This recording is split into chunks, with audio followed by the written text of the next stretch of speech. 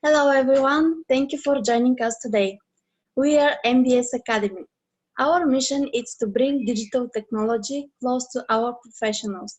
We teach business professionals how to use digital technologies and manage digital risks, to be familiar and comfortable with them. Some of our programs include Foundations of Digital Transformation, Artificial Intelligence, Auditing Digital Risk, Big Data Analytics, to name a few. If you'd like to know more about, leave us a message on the chat or send us an email. I'm Tony and I'll be your co-host for today. There are a few members of our team with us. Jessa? Hello everyone, this is Jessa and I am the producer of the online sessions. Thank you, Jessa. Metene? Hi everyone, I'm Medini. I'm from Malaysia and I'm handling the government and telecommunication sector in Kuala Lumpur. Thank you, girls. And this session we'll be talking about fraud, its impact and how to reduce it. And our speaker for today is Mario Bujuo. Mario is a certified information system auditor and fellow of the Financial Services Institute of Australasia.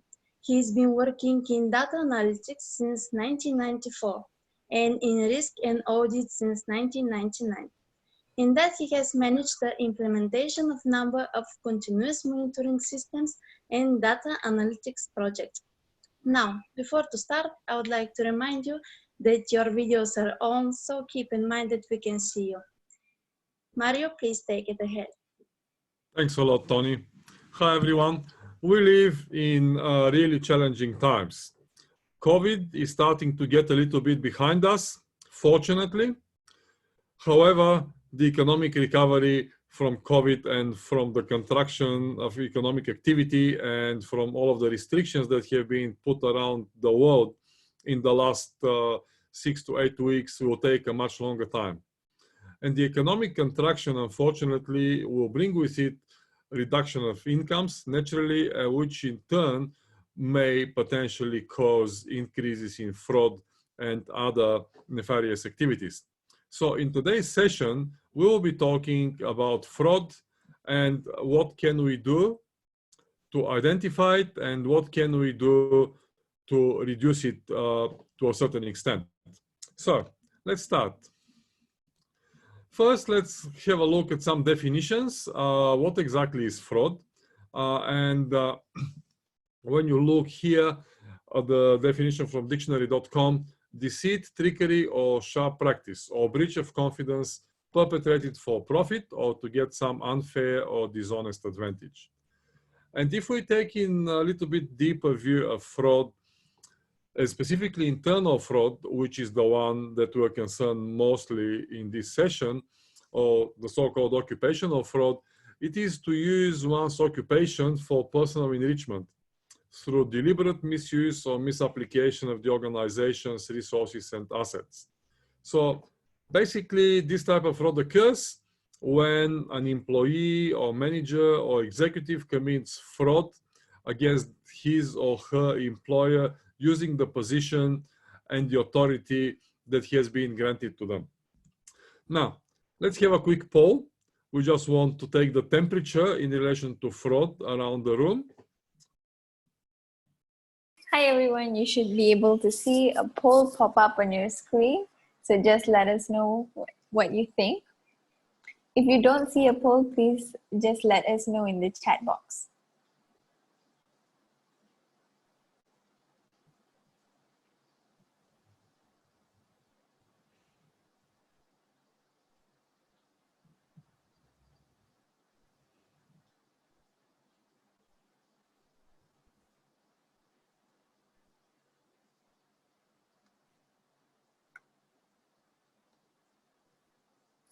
All right, thank you for participating in the poll. I shall share the results.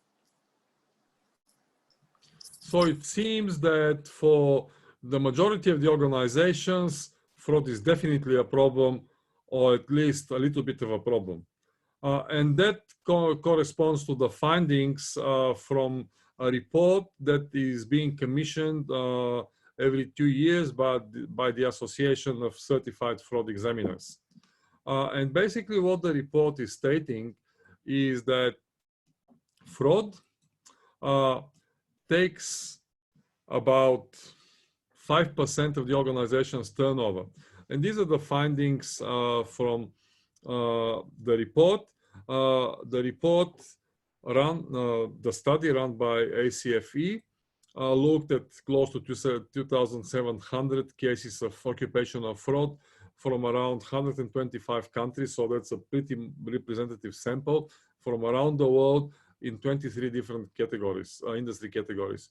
And what they have identified, $7 billion in total losses across the population of the companies that have been part of the report. The median loss was 130,000, and 22% of the cases involved more than $1 million in fraudulent losses. Now, to extrapolate from that and just to provide some summary across the board, the estimate is that the average organization loses approximately 5% of their turnover on an annual basis to fraud. And 5% is an extremely large figure. Think about it this way.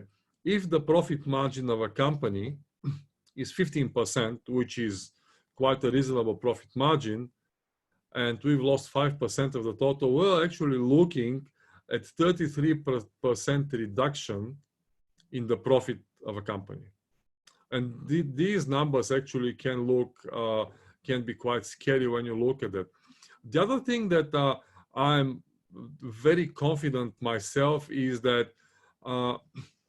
these numbers are actually very low, simply because it's very difficult to get people to participate in this survey. And people are very reluctant to say what the real situation is in relation to fraud. As you will see shortly, some companies do not even refer fraud cases to the courts or to the police. So what exactly types of frauds are there? There's three main ones. Asset misappropriation, and this is the most common one, which caused 114,000 median loss. Also, there is the financial statement fraud schemes, which was only 10% of the cases. However, financial statement fraud causes about 800,000 median loss, as you can see here on the screen. The other thing is that fraudsters who had been with the company longer stole twice as much. So people who had more than 5 years service with the company stole, the median was 200,000. And if they were with the company for less than 5 years, the median was 100,000. And it just shows something very interesting, couple of things actually. First, the fact that somebody has been with us for a very long time doesn't mean that their trust levels or our trust in them should automatically go up. And the other thing is that people who have been longer with the company understand the processes and the deficiencies in those processes very well. So they are actually able to take advantage of those deficiencies, because no process is 100% perfect. Now, there will be always issues no matter what we do. The question is to actually minimize those issues as much as practical. And as we can see here, people who have been long with the company can very often work out what are the opportunities for fraud. The other thing is the median duration of a fraud scheme is 16 months. And it just comes to show that fraud is not an event. Fraud is actually a process, and it occurs over a longer period of time. We cannot say, yes, somebody defrauded the company and that's the end of it. Actually, that thing for people who have defrauded their employers have been happening for a very long time. And shortly we'll see an example of that. Now, the other thing, as I said, referrals to prosecution declined by 16%. And companies are really fearful, and rightly so, of bad publicity. As the saying goes, nobody wants to see themselves on the front page of the newspaper. So sometimes actually the companies should be willing to just forego the income or the money that could be recovered in order to avoid bad publicity. Because the other thing is that there is no guarantee that even if the fraud cases are referred to the prosecution, there is no guarantee that any money will be recovered. And it's almost guaranteed that the full amount will never be recovered simply because people will probably spend a fair chunk of it already. Now, executives and senior managers cause a lot more damage. Very small percentage of the cases. However, the median loss here is $850,000. And it just comes to show that with the higher authority, there is a much higher opportunity for committing fraud on a larger scale. Here's an example from Brisbane. It's from a few years ago. And it was about a fraud case fraud perpetrated by a local senior finance manager. Now, the thing is that, as you can see here, the amount is fairly large, $20 million. But what was interesting, it happened over a 12-year period. So, as I said earlier, it's not an event. And unless there are controls in place, fraud will just keep happening over time until it has been stopped in some way. In this specific case, there have been over 300 fake invoices that Damien or Kerrigan sent from his own companies. So he was the one raising the purchase orders, and he was the one approving the invoices, and he was the one receiving the money. A clear case of segregation of duties, of breach of segregation of duties that we'll talk about shortly. And this brings me to a specific point, the fraud triangle. Fraud triangle actually shows what are the factors contributing to fraud. And there are three of those. The first one is opportunity. Then the next one is rationalization. And the last one is motivation. So what does all of these things actually mean? Let me just share my screen with you. And I would like to show you something.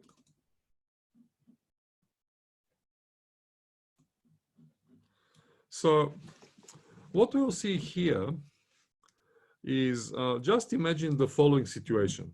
You own a very successful coffee shop in the center of the city, in the central business district. Now, the coffee shop is doing really well. So because the business is booming, you needed some help. So what you decided to do, you decided to actually bring in a barista to help you. Let's call her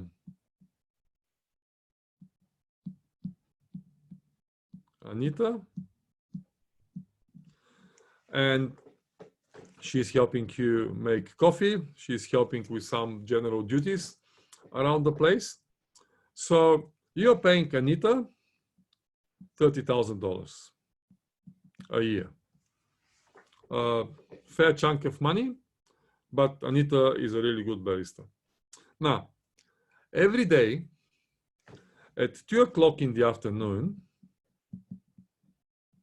you have to leave the shop because you have some family matters that you need to attend to, like let's say picking kids up from school. So at 2 o'clock, leave. At 4 o'clock, Anita will count the cash in the till and then go to the bank and deposit it. Now, how do you know if Anita has deposited all of the cash that was in the till? You don't. There may be $1,000 and Anita might take it to the bank and just deposit 500. Or there can be $1,000 and Anita, if she's honest, will deposit $1,000 and that all will be good. But here we're placing an inherent trust in the employee, which is a good thing, but nevertheless, as we see, the statistics show something different. So what can we do? This is where the opportunity comes first. A little bit later, we'll discuss what can be done. One of the simplest things is actually at 2 o'clock, count the cash before you go away, which means that even if there is some potential for fraud, it will be only based on the cash that was received by the business between 2 and 4 o'clock. You don't know how much that is, but you know what was the cash received up until 2 o'clock. So this is opportunity. Anita has the option of doing something and defrauding you as her employer. Now, let's talk about motivation. Anita's husband, John, let's say, is employed as the national logistics manager for a large company. He is responsible for organizing air transport for the goods and also for sea cargo. Okay. John's salary is $90,000 a year. Okay. So that gives us a total for the family of John and Anita, 90 plus 30. So we have $120,000 revenue income. Now, because of the issues currently with coronavirus and lockdowns around the world, John's hours have been reduced, and John is now only earning $60,000 a year. Anita is still earning the same thing. So we have Anita on 30,000. However, the new income now is $90,000. So we have a reduction of 25% in the family income. But the question is, the income has been reduced by 25%. But what about the expenses? What about things like loans, mortgage, rent, utilities, and so on and so on? Very likely, expenses would stay at 100%. So now we have a situation here where the family is starting to suffer. Maybe a little bit for some families, maybe quite a bit for other families. We don't know what is the financial situation of John and Anita. Maybe they can absorb 25% decrease in their income if they don't have a mortgage and if they own their house. So there is no mortgage or rent expenditure, in which case maybe it's not so bad. But if they do have a mortgage, then the situation becomes slightly different. Now, so this is where we're talking about the motivation, because it's starting to become the situation, should we actually let the kids, should we stop the kids from the piano lessons? Okay, that would be an easy choice. But should we also stop the kids and move them from the school where they are, which we really like, and which costs an X amount of dollars, to a school which we don't really like, but it's much cheaper. And while the piano lessons are a relatively easy choice, changing schools or giving up on a number of other things is a much, much different situation.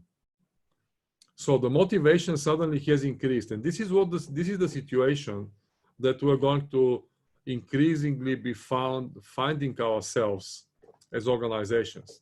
Because I'm aware that after the restrictions in some countries, one of the first things where, one of the first places where queues started forming was the pawn shops.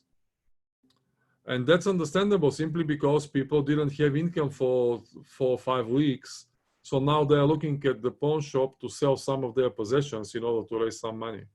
But that also goes only so far. So this is the motivation. And the last part is the rationalization. Now, majority of the people are honest. However, when we're in a situation like that, and when we have our backs to the wall, things change slightly. So we need to actually somehow sleep well and be okay with our own conscience. So rationalization goes, okay, this is only for a short period of time, and then I'll return the money. Or this is not because of me, this is because of the kids, because I don't want to move them from this school to that school, or I don't want them to go hungry, or I need to get some money for my kids to feed them and to clothe them and so on and so on.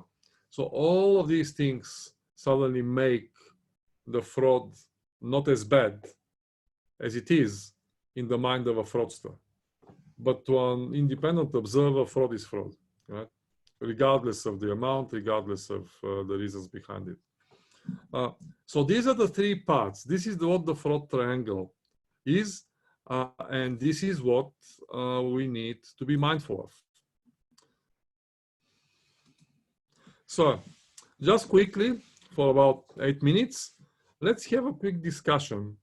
Have a look here at the scenario. So you own a successful Italian restaurant. A restaurant is open 7 days a week for lunch and dinner. Business is growing steadily in the last few years, and you have introduced a number of processes. One of these is purchasing the ingredients for the food that you are making. So every evening, one of the cashiers produces a report which contains the quantities of various ingredients in the store. Ingredients below a certain threshold are marked with red, and we need to buy more of them so that we can continue cooking on the next day. The cashier gives the report to the head chef, who checks it and passes it to an assistant chef. Assistant chef creates the purchase order, and it goes to the supplier. Each morning, the assistant chef receives the stock that he's ordered, and after it checks it and signs the necessary paperwork, he just instructs one of the kitchen hands to take the ingredients to the storage room. And at the same time, the head chef already started preparing for the new day. Now, let's discuss what opportunities, if any, exist in this restaurant to commit fraud. Okay, so hello everyone. We will be entering breakout rooms for discussion, and we will not be seeing each other for a few minutes, and there will be one or more from our MBS team that will join you there. So we encourage that you interact and participate in the rooms. We will enter the rooms now.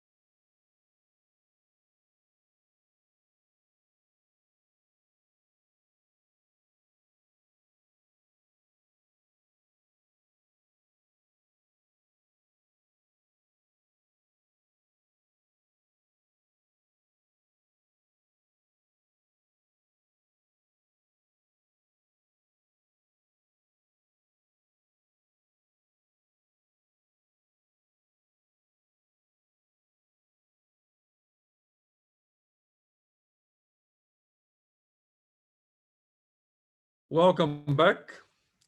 I hope you had a good and productive discussion in your breakout rooms.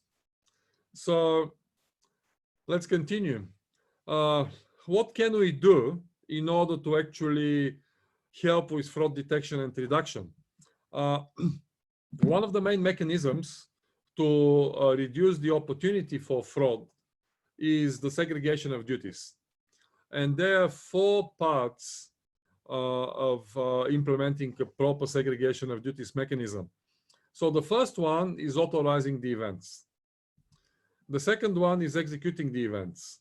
So the person who is authorizing a transaction, like a purchase, shouldn't be the person who is actually doing the purchase.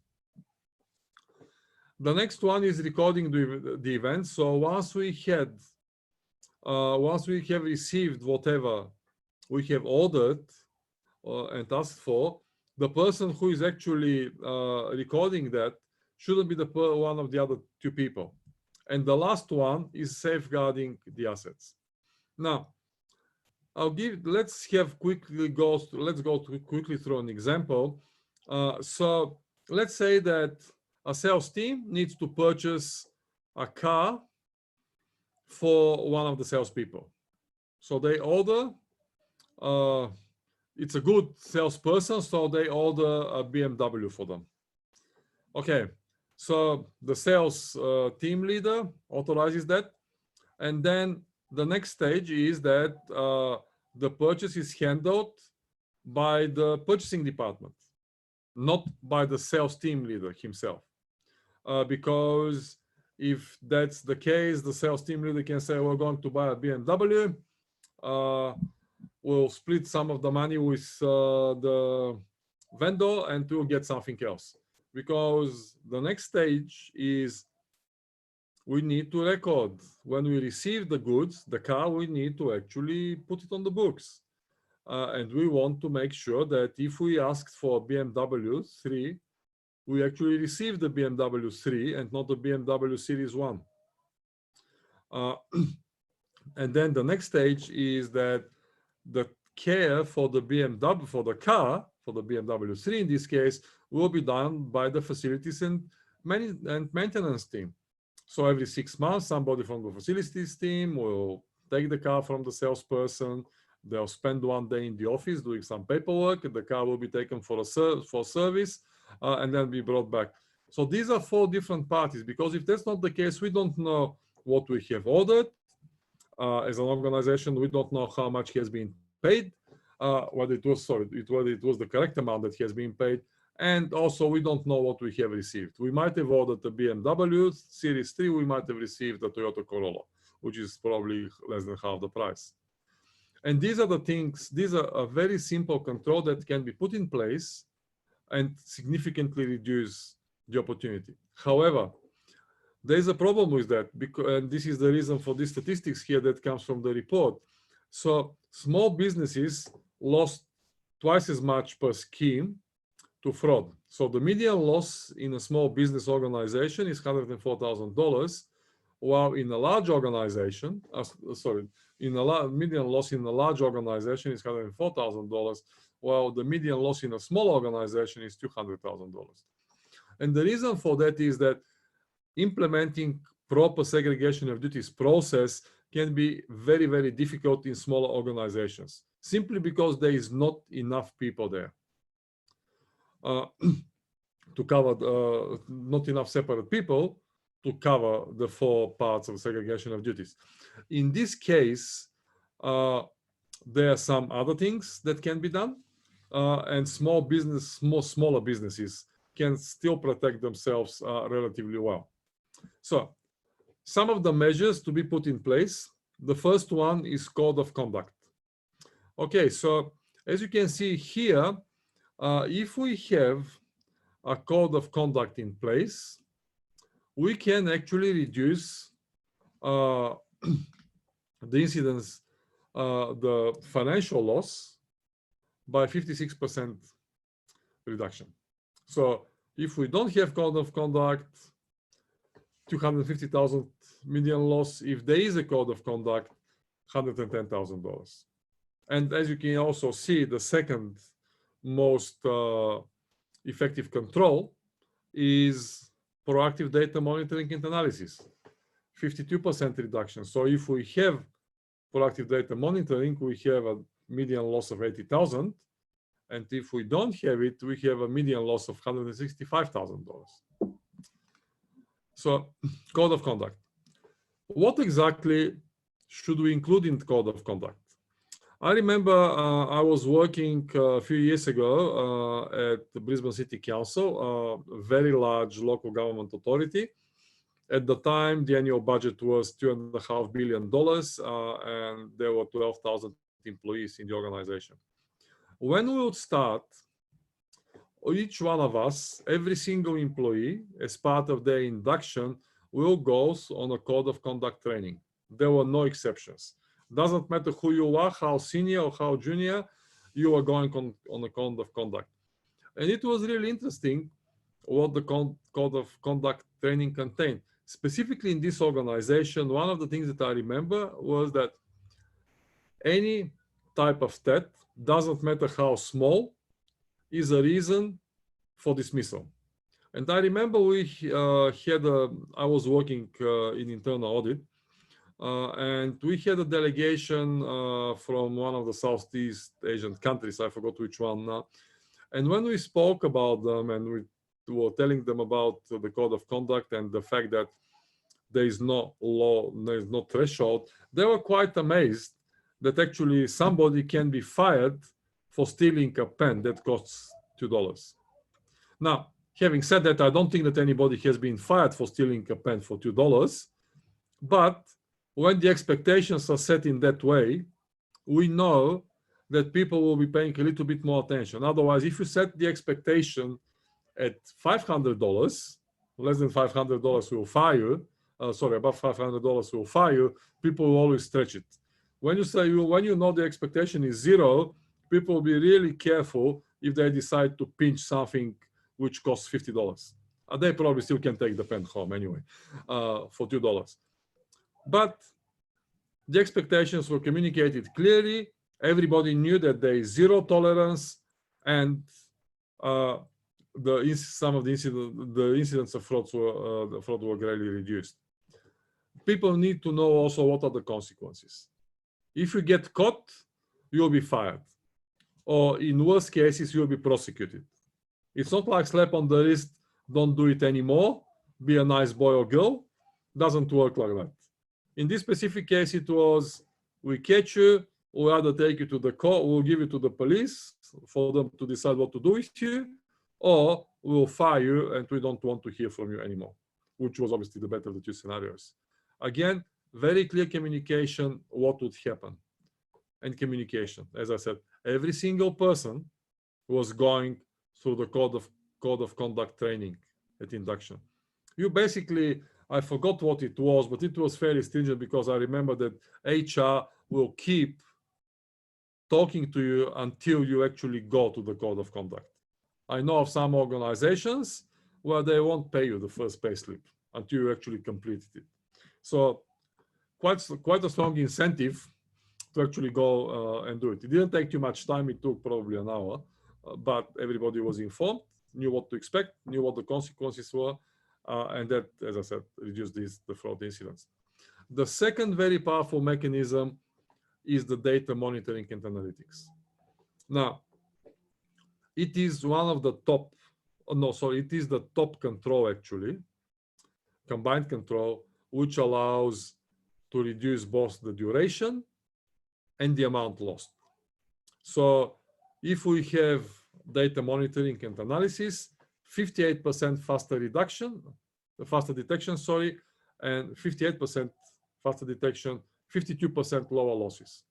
Very, very powerful mechanism that would allow people to be stopped early and minimize the damage to the corporation. Because these losses, the longer we go, the more they accrue. Here's the statistics, 52% reduction. If the control is in place, $80,000 median loss. If it's not in place, $165,000 median loss. Duration, it goes from 10 months when we have proactive data analytics to 24 months. Now, over the additional 14 months, people actually can cause some real damage and cause real financial losses to the organization. So the quicker we get them, the better. Some examples of data analytics: three-way match. Now, for those of you from accounting background, you're probably familiar what three-way match is. For those of you who are not, I'll just quickly draw it, draw a picture for you. So here we have a purchase order. Then we have an invoice. And then we have a delivery docket. So these three should match. Now, if we say, for example, that we are buying 10 laptops for $1,000 each, we want to see that the invoice that the vendor sent us is for $10,000. So the amount on the purchase order and the invoice should match. When we get the computers delivered to us, we want to see that, because we said in our purchase order that we want to have computers with 4 GB of RAM. So we want to see 10 computers with 4 GB of RAM each, not 5 computers with 4 and 5 computers with 2, which cost less, obviously. And the money that has been saved can be split between the vendor and the employee who is approving, who is getting the delivery. But when we have a proper three-way match between the purchase order, between the invoice, and between the delivery dockets, it's much more difficult to commit fraud. Now, the problem is that this is in medium to large organizations, or even in small ones. This information is generated in a system, and it is not always available. Sometimes we have automatic approvals of purchase orders. Sometimes there are other deficiencies in processes. Sometimes the delivery dockets are received and not entered.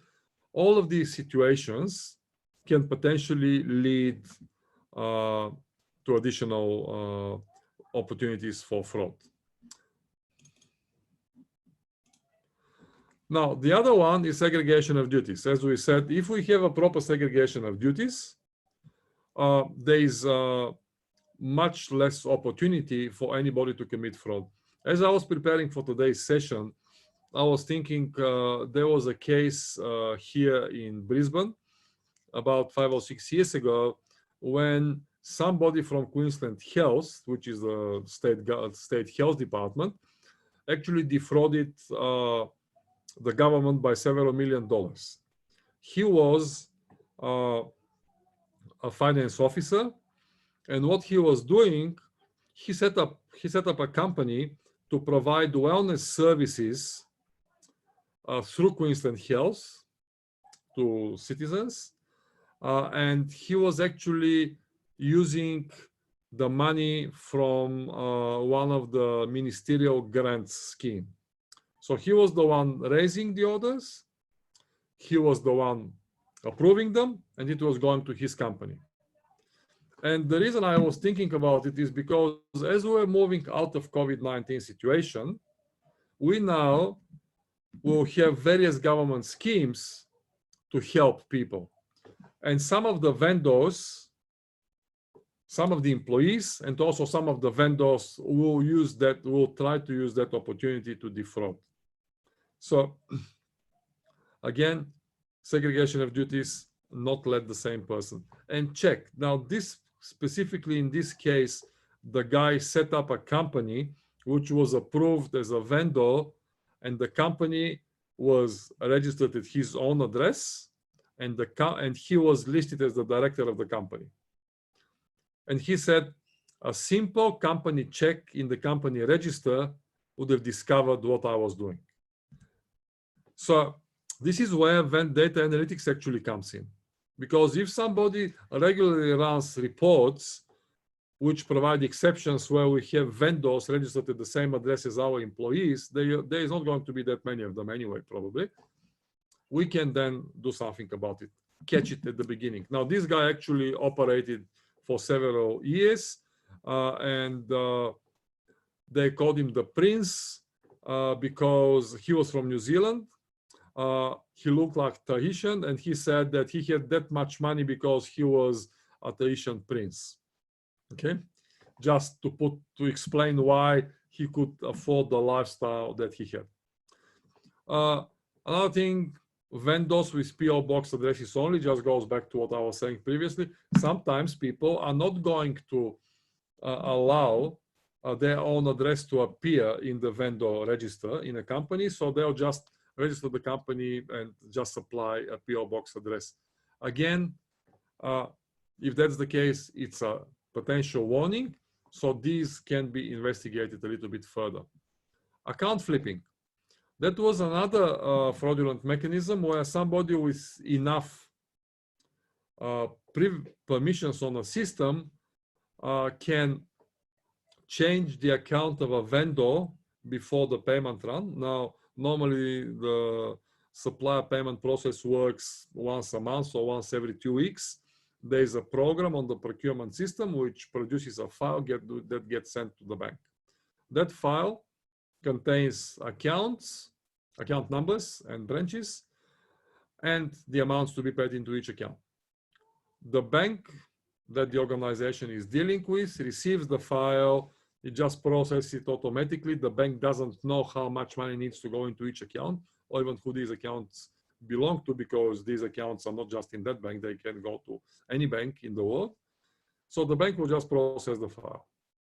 What can happen here is for somebody with enough permissions to change one of the vendor accounts to their own account before the payment process, so that the payment file will contain the correct amount but the incorrect account, the account of the employee instead of the vendor. And after the payment process is run, which takes an hour or a couple of hours, it's usually a fairly quick occurrence, the employee will just change the account back to the original one. So it will flip it. Vendor account, employee account, back to vendor account. Now, the money will go to the employee's account, and if it's a large enough vendor, and the amount is not that large, but what if we are spending with somebody tens of millions a year, a $10,000 or $50,000 amount probably is not going to pop up on their screen very quickly. It will be probably reconciled at the end of the year. Sometimes it will be just written off if people cannot find it. So if the amounts are not large and the account flipping is happening with large vendors, then they're probably not going to notice it. If they do, very unlikely they'll actually try to recover the money. But this is something that data analytics can catch again, because everything is in a system. We have an audit trail and we have the data sets in order to identify these things. And for this, specifically for the account flipping to occur, we need to have a proper logging mechanism. Logging is considered a technical activity and it's managed by the system administrators or database administrators and so on. However, it is a responsibility of the business to say that the appropriate level of logging needs to be put in place, because logging actually can slow a system down, and quite often logging is reduced. But if we reduce or disable the logging, because it is the easier way for the technical teams to improve the performance of the system, then we're losing the opportunity to monitor fraud. So the business needs to be involved.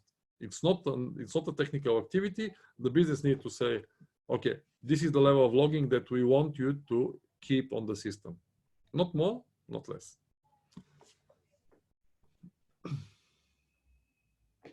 Hi, how's everyone doing? So now we're gonna have a small poll. Just let us know what you think. If you do not see it pop up on your screen, do let us know.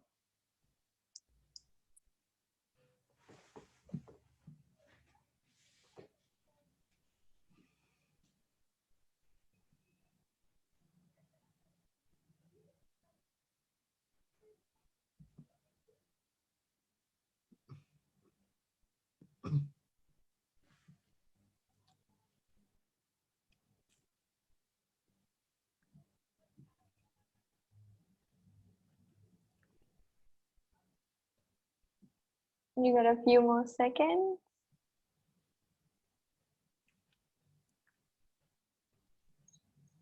All right, thank you. You will see the results of your poll pop up on your screen. Thanks, Bethany. Yeah, so actually, what we can see all the time, not many organizations are doing it. And I think that although we have a small sample here, these numbers are quite representative across the board. I just want to mention that in 2 weeks' time, we'll be running a seminar on using data analytics in fraud detection. So keep an eye for that one. It will be one of these sessions again at the same time. Data analytics doesn't need to be hard, as you will see. It's actually relatively easy to start. Of course, it can get really complex. We can talk about big data and artificial intelligence, but that's not the point. Actually, some of the data analytics for fraud detection can be quite simple, can be implemented relatively quickly and easily, so it doesn't need to cost you much money, and doesn't need a lot of technical expertise. We'll look into those mechanisms, but just keep that in mind. When we talk about data analytics in fraud detection, it doesn't need to be complex. It can be simple, and it can still bring significant business benefits to the organization. So the other things to keep in mind, a very powerful mechanism for, especially for the managers in an organization, hotlines. So in organizations where there was a hotline, fraud losses were 50% smaller than in those where there wasn't a hotline. Actually, when I go back to the Tahitian prince that I was just talking about, he was caught because of tips from employees, from his colleagues. He wasn't caught by internal audit or by data analytics or anything like that. So tips are one of the primary mechanisms for discovering fraud, because data analytics can go only so far. But tips from employees who are working with that person on a daily basis can make a lot of difference. So managers need to think about what mechanisms they can put in place. If there's an email address that employees can send some information to, let's do that, because sometimes the employee doesn't know what to do. Even if they want to actually report the fraud, it can be their manager. So they cannot go to their manager to say, by the way, I think that you're committing fraud. They need to have an independent mechanism, somebody that they'll trust. Ideally, it will be an anonymous mechanism, so that they can actually send the tip there and somebody can pick it up and read it.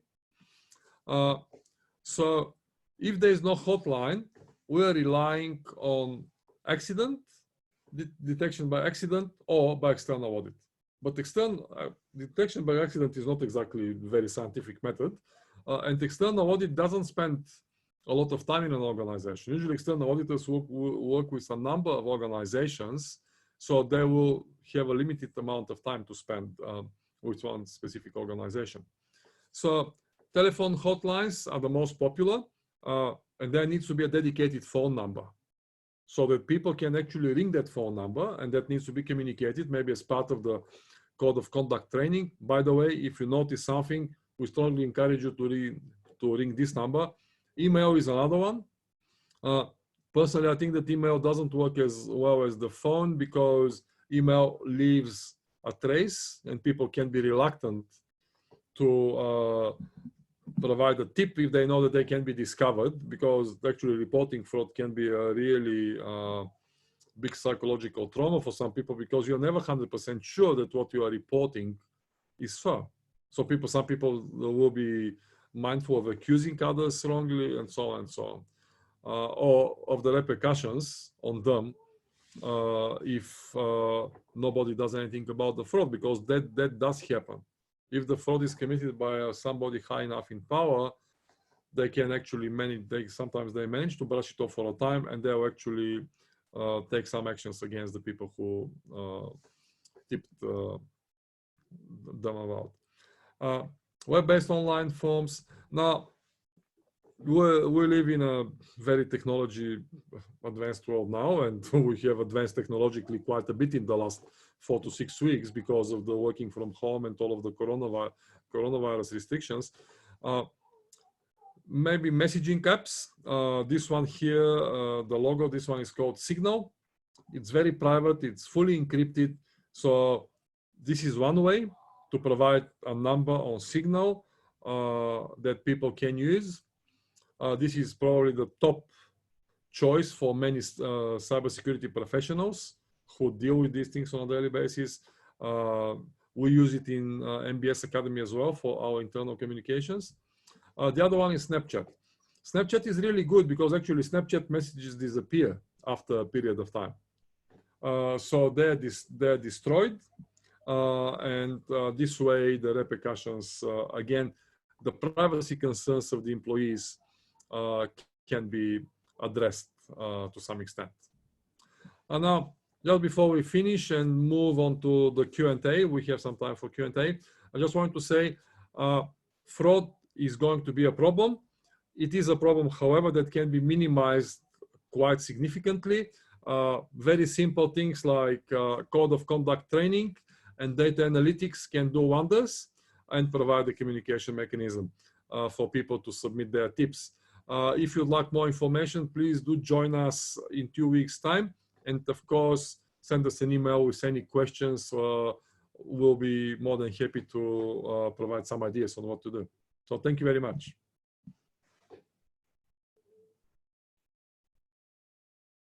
All right, thank you for joining us. So we'll be having our last poll. Just let us know what you think about this session.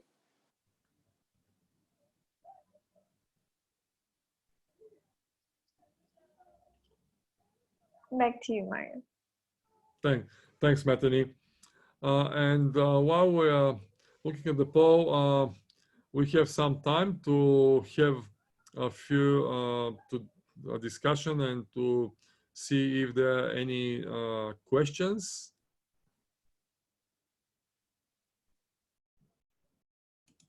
You can submit the questions in the chat.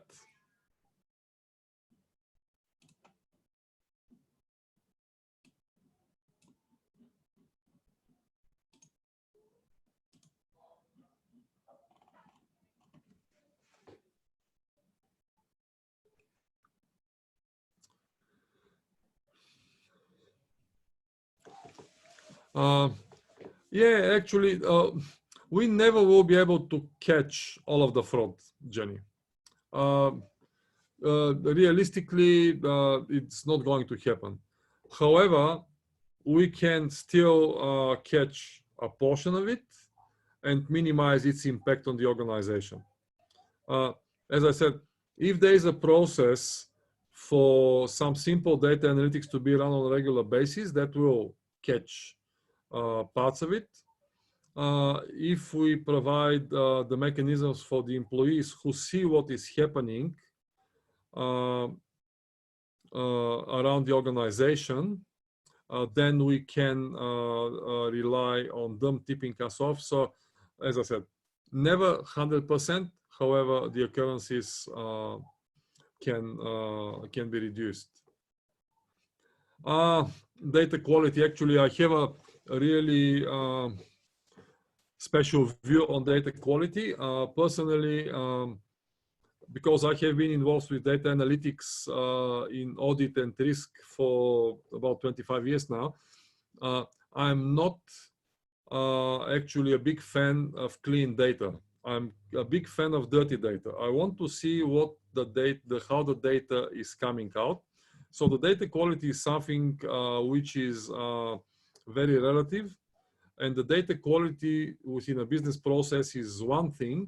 However, data which is not considered of high quality in relation to the business actually can be extremely high quality in relation to risk, audit, and fraud activities. Because we can see how people are trying to modify data. We can see some currencies that are not seen in the clean data, because clean data, once it's cleansed, means that it has been changed by someone. And we don't want that. We want actually the data to be as it is. So quality is a debatable one, but I cannot remember the last time when data quality has been an issue in relation to data analytics I have been involved with. So we dealt with various types of systems, sometimes systems that are, or data sets which sit across different systems. So in this case, we need to get people, let's say, make the data the same. Maybe one system looks at the dates in American format, like month, day, year. The other system looks at the dates in European format, year, day, day, month, year. All of these things can be fixed. So the data quality can be increased for audit and risk purposes. Usually it's not an issue. During another question here from Sukman, during lockdown period, is data analytics still possible? Absolutely, because the corporate systems are still operating, and data sets can be extracted from those corporate systems and analyzed. The answer to this one is 100% yes. Which area in the retail industry you see as more prone to fraud? I think that vendor management is one, and also marketing. Or marketing when I'm, sorry, not so much marketing, I'm talking about actually relationships with vendors. So probably that again comes to vendor management.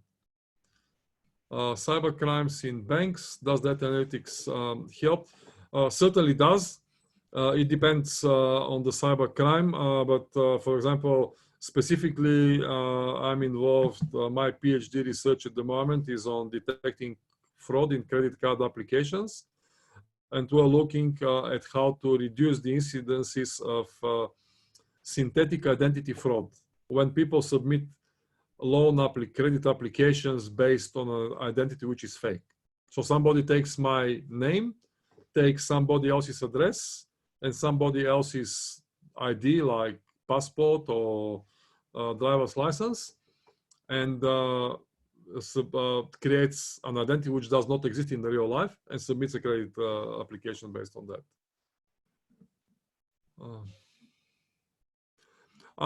Difficult to detect financial statements fraud by trained accountants. Okay, well, that's definitely the case. It is difficult, but nevertheless, as you can see here in the report, even fraud was still detected and eventually reported by the organizations. And the figures which were shown here, as I said, personally, I think that they are less than what they were. But we know that there's a lot of creativity involved, but the reality is that there is a lot of creativity involved, not just in financial statements fraud, but in any type of fraud. Some other questions. Is fraud a primary area to review or check? I personally think that this is definitely one of the primary areas, because as we saw today, if 5% of the turnover is lost to fraud, that means that there is a lot of profit margin that has been lost to fraud. Again, simple example, 15% profit margin, 5% of 15 is actually 33% reduction in the profit. And when we talk about government entities as well, now we're dealing with a totally different situation here in terms of perception, in terms of how well government is seen to be managing the citizens' money. So again, some pretty big concerns.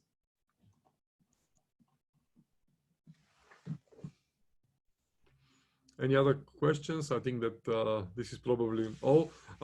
Thank you very much for being with us. You will receive the presentation and link to the video, which will be uploaded tomorrow. So Tony, over to you.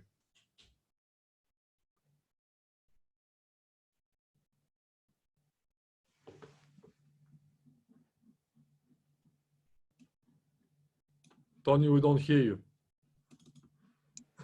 I'm sorry. Thank you very much for making time to join us today.